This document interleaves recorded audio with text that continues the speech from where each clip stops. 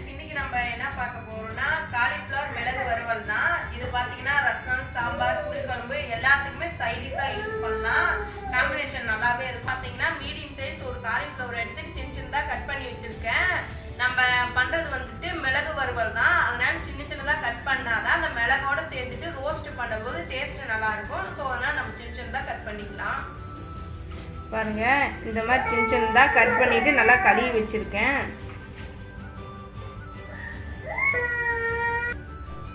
ஒரு வானல்ல தேவையான அளவு கடலெண்ணெய் சேர்த்துக்கலாம்.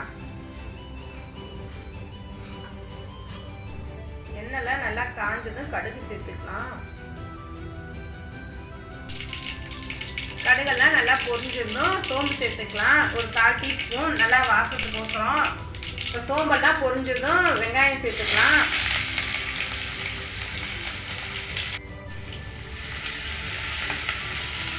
வெங்காயத்தெல்லாம் நல்லா சேர்த்துட்டு வதக்கலாம். இதுக்கு வந்துட்டு பார்த்தீங்கன்னா நீள் வாக்கில் கட் பண்ணிக்கலாம். காலிஃப்ளவரும் நீட்டமாக இருக்கும், வெங்காயமும் நீள் வாக்கில் இருந்தால் நல்லாயிருக்கும். ஸோ அதனால் வெங்காயத்தெல்லாம் நல்லா வதக்கிக்கலாம். காலிஃப்ளவருக்கு தேவையான அளவு கல்லுப்பெல்லாம் சேர்த்துட்டு நல்லா ஒரு வாட்டி வதக்கி விட்டுறலாம். வெங்காயமெல்லாம் நல்லா வதங்கிடுச்சு. கண்ணாடி பழத்துக்கு வதங்கினா போதும். இப்போ நம்ம இஞ்சி பூண்டு பேஸ்ட்டு சேர்த்துக்கலாம். ஒரு 1/2 ஸ்பூன் மட்டும் சேர்த்துக்கலாம். நல்லா ஃப்ளேவருக்காக சேர்த்துட்டு இஞ்சி பூண்டோட பச்சை வாசனை போகிற அளவுக்கு நல்லா வதக்கிக்கலாம்.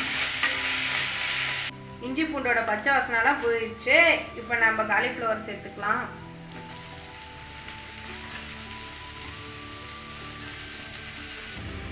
காலிஃப்ளவர்லாம் சேர்த்துட்டு நல்லா கலந்து விட்டுறலாம். காலிஃப்ளவர்லாம் நல்லா ஒரு 2 நிமிஷம் எண்ணெயிலேயே கிண்டி விட்டாச்சு. இப்போ தேவையான அளவு தண்ணி சேர்த்துக்கலாம். சும்மா கொஞ்சமாக தண்ணி சேர்த்துட்டு ஒரு வாட்டி கலந்து விட்டுட்டு மூடி போட்டு வேக வச்சிடலாம். காலிஃப்ளவர் நல்லா வேகட்டும்.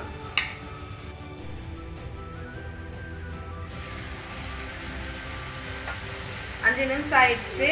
இது ரொம்ப சீக்கிரமாகவே வெந்துடும். இப்போ இது கூடவே நம்ம மசாலா சேர்த்துக்கலாம். சும்மா கொஞ்சமாக மஞ்சத்தூள்,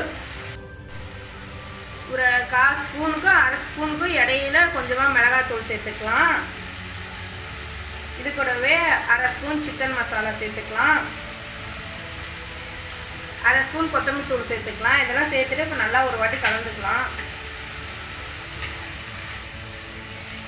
இனிமேட் நம்ம க்ளோஸ் பண்ணி வேக வைக்க தேவையில்ல. ஹை ஃப்ளேமில் வச்சு ஓப்பன் பண்ணியே வேக விடலாம்.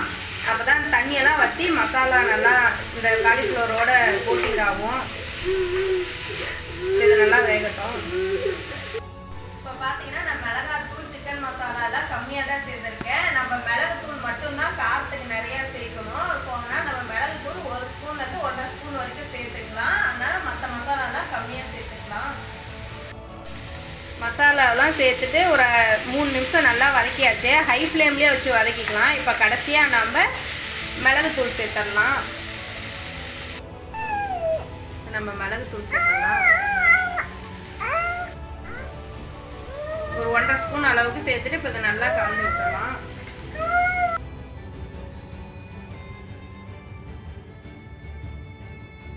ஹை ஃப்ளேம்லேயே வச்சு ஒரு 5 நிமிஷம் வதக்கிக்கலாம். இப்போ தண்ணியெல்லாம் நல்லா வத்திடுச்சு, ட்ரையாக இருக்குது. இப்போ நம்ம ஸ்டவ் ஆஃப் பண்ணிடலாம்.